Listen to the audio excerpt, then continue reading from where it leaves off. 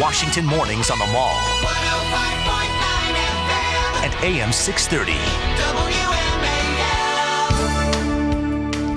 WMAL. 8:37 on WMAL, where Washington comes to talk. Brian Wilson, Brian Neiman, joined on the phone line by our good friend Tucker CARLSON, Editor-in-Chief of the Daily Caller. How are you, Tucker? Oh, good morning, gentlemen. All right, so let's take up the big story, which is what happened in Colorado early Friday morning. We've been talking all morning about the takeaways. What are your takeaways from all this? What are the things that you are watching for now? Well, my first takeaway always in crime stories is withhold judgment until you have a better sense of what happened. So, there's nothing more unseemly than people jumping in with broad generalizations based on facts they don't understand yet. But I would say, as a general matter, in shootings like this, I'm always struck by how the mentally ill, the potentially dangerous mentally ill, are sort of treated like, autonomous beings with the same rights as everyone else. And I disagree with that. As a philosophical matter, we don't give children the same rights because we know that they can't make rational adult decisions, and I think you could say the same thing about people with certain forms of severe mental illness. What do you mean? So no possibility of pleading guilty by the reason of insanity, or are you saying... No, I'm saying if this guy turns out to be motivated by mental illness, which strikes me as likely, you got to wonder, how do we deal with America's mentally ill? There are a lot of people out there who have mental conditions that make them dangerous to the rest of us. And yet, for some reason, we feel like we can't do anything about it. You walk through downtown D.C., and people bark at you at street corners, and cops don't do anything about it. I don't get it. This is sort of what we were talking about earlier, is you have these situations where we've all run into people, bumped into people, or met people on the street that person's just not quite right. And yet they haven't really done anything criminally wrong that you know of.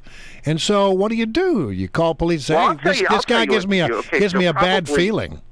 Probably once a month, I'll just be in downtown Washington, and there'll be some guy screaming at passersby, some vagrant on the street, yelling at people like in a hostile way and jumping up and down and barking and stuff. I would arrest that person immediately and bring him in for treatment. I don't think a laissez-faire attitude in the face of that kind of behavior is wise at all. So I just don't think it is. Bring him in. You're talking about homeless people who a lot of them are schizophrenics. So arrest them, bring them in, and give them treatment? Yes, force people who have lost touch with reality to take their meds. I'm a civil libertarian. I don't like forcing people to do anything at all. But I think there's a lot of evidence that severe mentally ill people are a threat to others and to themselves. And we've swung too far in the opposite direction. There was a time when people who were just weird got picked up and institutionalized, and that was clearly wrong. But we have swung pretty extremely in the other direction, and it's a bad idea. But I don't know. I'm just thinking off the top of my head, and you look at cases like this, and you look at cases like Virginia Tech and maybe Columbine or other places, or the one in Gabby Gifford shooter. They weren't all necessarily on homeless people living in the streets. They were people who were living regular lives, and maybe even with their parents in some cases. So how big of a problem are the people who are homeless living in the streets of D.C. or New York or San Francisco, whoever, who are barking at you, versus these people who actually wind up doing the real damage?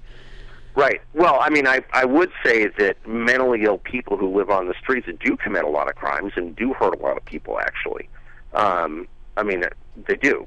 But I would say that they're connected in this way.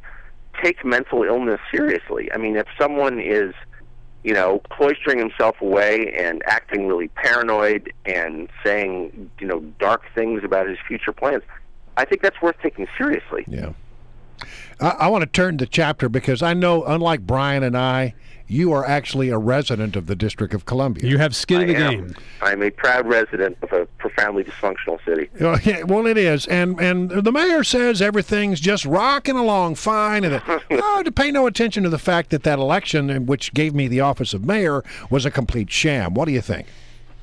I think the mayor's a buffoon, and I'm shocked that he's still in office. I was shocked he got elected.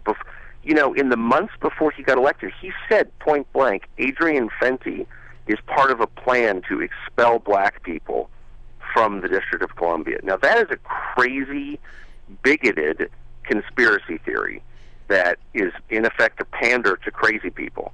And I think that should disqualify them right there. I mean, Vincent Gray is a total mediocrity. It's potentially he's a lawbreaker based on everything you've read about his election, and corrupt. So, I mean, I'm just really distressed he's the mayor. I think we should bring Fenty back. Sure, he had, problems dealing with other people. He wasn't the most charming guy. Who cared? If a tree went down on your power line in your neighborhood, or if your street didn't get plowed, you could call his cell phone, and he would deal with it.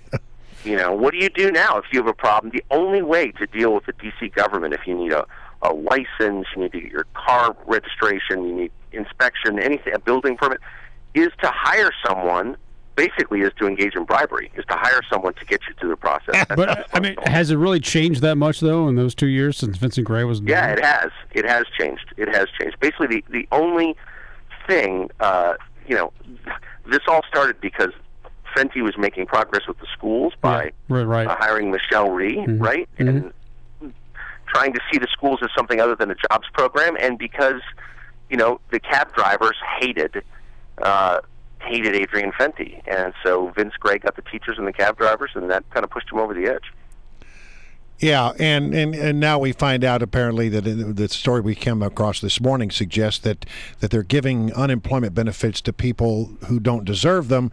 The Inspector General did a report and said that he looked at a handful of them and found out that 2 in 5 did not have the proper documentation to give those people their welfare benefits. Oh, they're giving unemployment to people with jobs. Yeah. I mean, of course. I mean, absolutely. There's a reason.